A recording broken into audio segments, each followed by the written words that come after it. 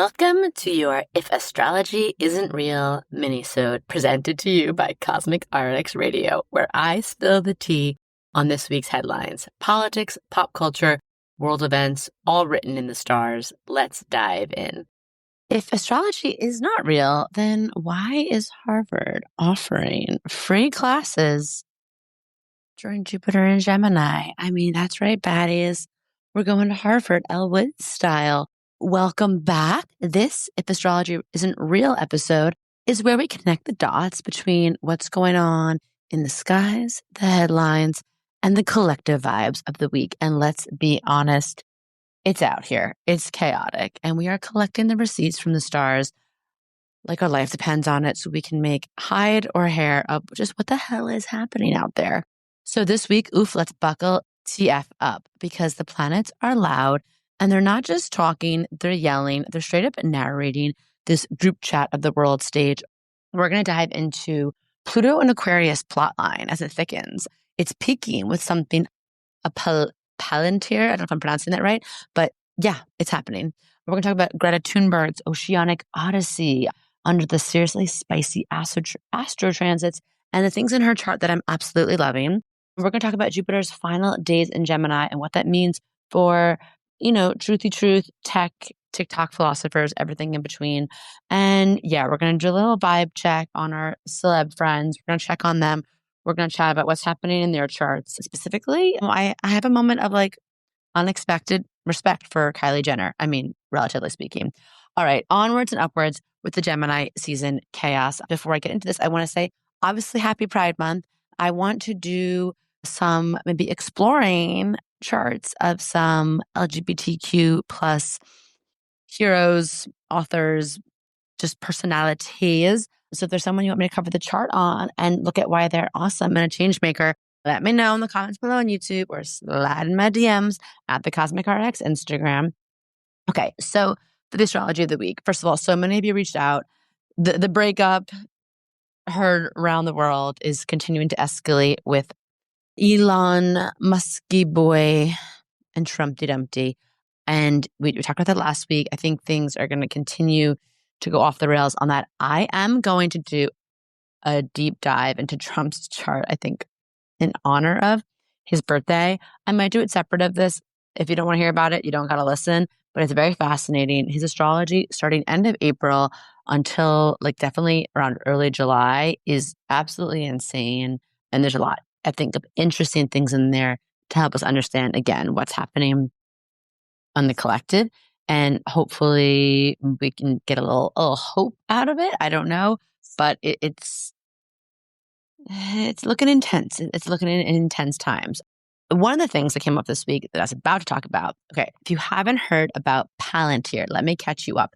It's a data analytics company, AKA, the big brother energy in Patagonia vest that works with military intelligence and government contracts. As of this week, they landed a multi-year, I believe it was 500 or 450 something $1 million deal with the U.S. Army to deploy AI-powered battlefield tools and also to collect essentially surveillance data on every American, whether they want to or not. And this is peak Pluto and Aquarius energy. Pluto, the planet of power, control, shadow, in the sign of Aquarius, tech, AI, revolution, collective systems. Now, we've been saying for a while that this transit would bring a deep reckoning around how tech is used to control or liberate the people. This is example exhibit A in this. And I think it's going to be really interesting to see how it unfolds. I think it also kind of plays into Jupiter and Gemini because it's kind of causing a divisive energy. We talked about last week or the week before some of the splits, some of the fractures that are happening within the GOP right now. And I think this is what a lot of people were talking about this past summer is that and it was really satisfying as an astrologer to hear that some of the issues we're focusing on are so old, they're so backwards. This identity politics stuff, people, trying to have us reverse and go back on things like reproductive rights and gay marriage. When I'm like, honey, we got to look towards the future because this oligarchy, these technocrats, they are operating on a playing field that is so beyond what I think the average American really understands, but they could have serious ramifications for all. And we talked about on our 2024 election podcast, we talked about Peter Thiel. Go look up Peter Thiel. Again, always trying to keep these episodes digestible. So trying to limit the tangents. Google Peter Thiel. He has made no secret of what he kind of envisions, what his hope for is this country. Spoiler alert, it's not great. So again, I think that it's good that these things are being brought out into the light, into the public conversation, into the discourse. Jupiter and Gemini, information helps, information matters, information empowers. Conversations around this is super important. And, I think Gemini is also interesting. Gemini holds so much duality energy where I think AI is going to do some amazing things, be in awe of human innovation. There's going to be so much more available to us, but also it can be horrific in its potential misuse and abuse, right? So let me know, weigh in on the comments. How do we feel about this? What's the vibe check? Do you know anything else about, Palantir, Peter Thiel, any of these other, what's the other guy's name? I forget, it begins with a C. Let me know if there's anything else that we should be looking up or researching or empowering ourselves on in this information, in this field of study. Now let's talk about some interesting Neptune and Aries energy. Greta Thunberg this week. As of June 4th, Greta Thunberg and I believe a crew of about a dozen activists set sail from Sicily, Catania, aboard the Madeleine. I was like, oh, Madeleine, MADI. We're loving this. As part of the Freedom Flotilla Coalition, their mission is to deliver aid to Gaza and really put themselves on the front line to demand an end to the Israeli blockade. Now, this is so Neptune and Aries coded. I wanted to cry because Neptune rules the sea. It rules compassion. It rules collective dreams. Aries is the brave, no bullshit warrior archetype. And together it's giving water warrior vibes. It's giving if no one else is going to do this, we're going to take this into our own hands. It was very brave. It was very fearless. I, for one, was kind of terrified for them. And we saw some astrologers acting not astrologers, politicians acting very not cool about the very harmful, weird fucking things to say about a young woman and all these activists on this boat. It just shows you how messed up people are in the head over this. But Neptune and Aries, we're going to continue to see with Saturn and Aries. This is the astrology that we're in of people taking power back into their own hands. They will have shadow energy, of course, of this. That's some of the stuff I'm seeing. Shadow energy of Neptune and Saturn and Aries might be things like martial law or people having a false hero complex where they think that they're here to save us all from something we didn't ask to be saved from. But I do like this energy of it, of people bypassing the political red tape or the feeling of being completely disenfranchised and powerless, and remembering that we can do some shit, take things into our own hands. We also see later this month they're having a global march to Gaza, which is going to be a series of protests, really calling for visibility, justice, support for Palestinian lives. And there's a lot happening right now with these decentralized, heart-led activist movements that are just down to the individual, down to normal people. I love in Greta's birth chart. If you haven't seen it, first of all, she has her black moon, Lilith, and Aries like I have. So I feel like she's I was thinking about that black moon, Lilith, and Aries is the queer witch. Shout out to Jeff Hinshaw for that concept, who just is not here to play and definitely pisses off the patriarchy. That plus her Capricorn masterpiece of planets, Sun, Moon, Mercury, Chiron, all in Cap. This girly girl came here to challenge the systems, carry burdens, get stuff done. She could have just taken the corporate sponsorships, being a greenwashing icon, mouthpiece, spokesperson, and that was it. But my girlie has a Mercury and Mars in Scorpio. She is not here to be anyone's just cutie pie little good girl mascot. Okay, that Scorpio energy is deep, powerful, strategic, and mission driven. It makes me want to cry because my own baby Scorpio has a Mars in Scorpio, and I'm hell yeah. And also, her North Node is in Gemini. This is destiny level alignment with the current Jupiter in Gemini transit, right? The universe is saying, yes, Greta, speak, use your voice, sail, show up. This is your moment. This is it, right? Get out there. And Gemini is a very relatable energy. And I think that there's something, again, taking her from this celebrity moment to her just being I'm a regular person. I have a platform for some reason. I think I got to use it. It's just a master class in how to use, I think, this Capricorn, Aries, Gemini energy, Scorpio energy. Scorpio placements. If you have Mercury or Mars in Scorpio, let me know if you've ever experienced this.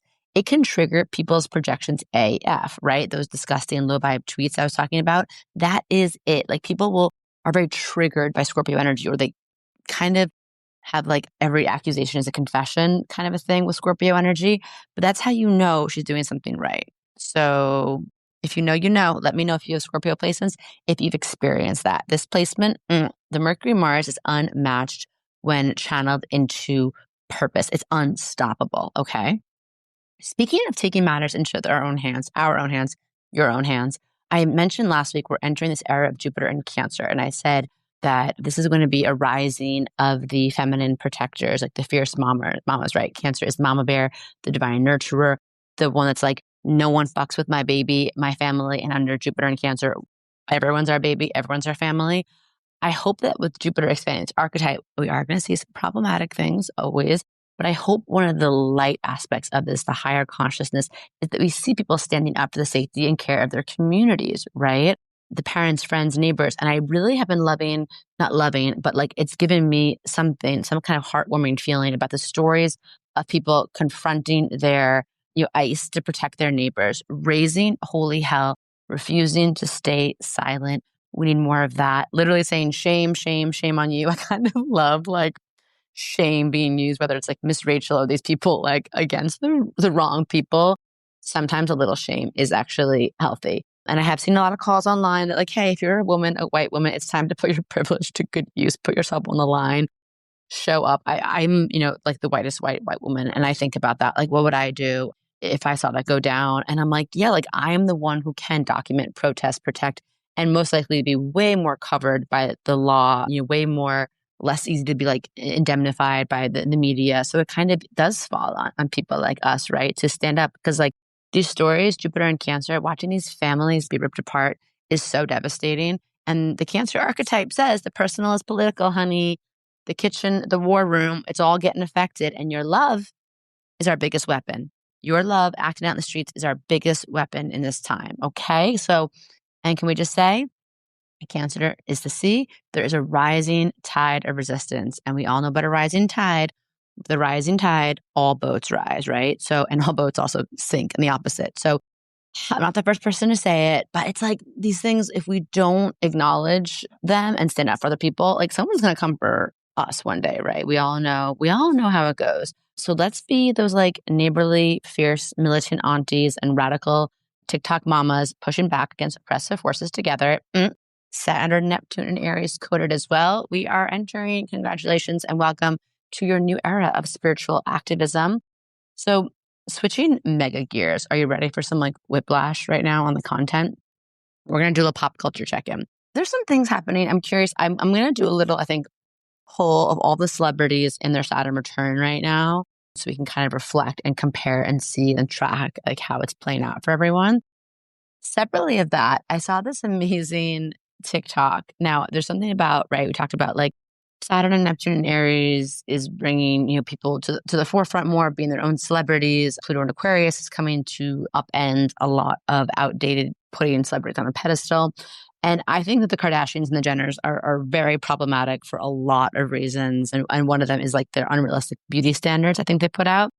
But Kylie Jenner, bless her heart, some girl on TikTok was like, hey, Kylie, like this might be a big ask, but I'm going to shoot my shot. What did you get for your boob job? I really want to know. And like, she was very genuine about it. And you know what? Kylie Jenner admitted, she dropped it right in the comments. It was like, blah, blah, blah, like 45 cc's, this, that, the other thing.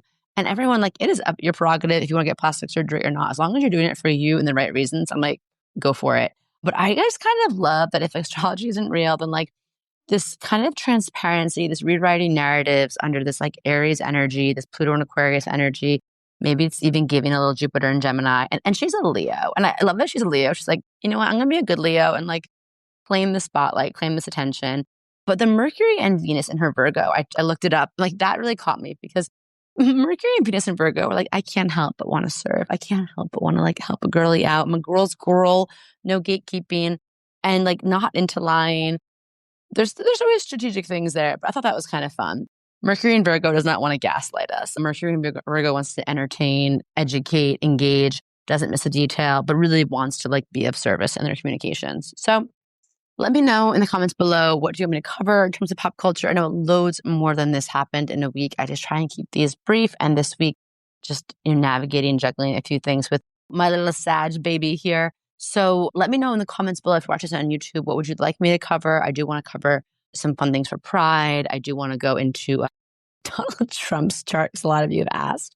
Lord help, like the comments of what's going to happen when I do that. Protect me in the algorithm, please, from the bots.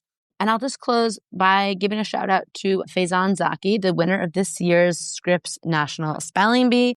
One of my mentees pointed out it is truly peak Gemini season culture and content to have the Scripps National Spelling Bee during that time. Brains, word, wit, charm, wisdom, going up there, showing us, bringing us all back to school. It's giving such Mercury magic. We love it if astrology isn't real. So as we wrap up, to recap the astrology of now, we're talking activism, algorithms, and being kind of unhinged aunties in the name of collective liberation. Let's turn up the volume on the truth-telling and positive change-making. Let's remember Jupiter and Cancer. We are here to be the sacred protectors of all. Let me know what this means for you, and asking yourself, like, where can I speak up, even if it's messy? Where can I nourish and protect those around me? Where can I say, if no one else is going to do it, then God damn it, I will, right? The stars aren't just shining. They're shouting, they're guiding us. And if astrology isn't real, why does it always line up with every single damn headline out there? I'm so happy to have this space to be able to click, clack, connect, and compare what's going on in our hearts to the charts and, on the personal and planetary level. So that's it for this week's Cosmic Roast Rebellion, Revelations, Revolutions. If you like this episode, drop a review, share it with a fellow astro nerdy baddie, and let me know what planetary drama you want decoded for next week. Until next time, sending you so much love. Remember, you're a bad bitch and you were born for this shit.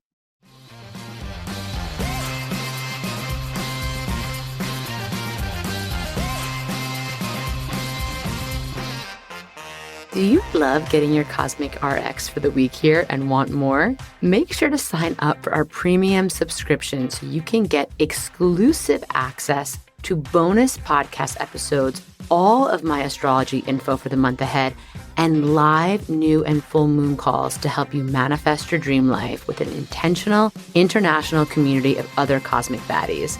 Sign up through our link in show notes. Thank you so much for listening to this episode. If you want to know more about Cosmic RX, head on over to thecosmicrx.com. And if you really love this show, I'd love it if you left a rating and review on Apple Podcasts or wherever you listen to podcasts. I super love hearing from you and reading your reviews. All right, you cosmic baddie, tune in next week. And until then, remember, love yourself fully, work your magic, and take no shit.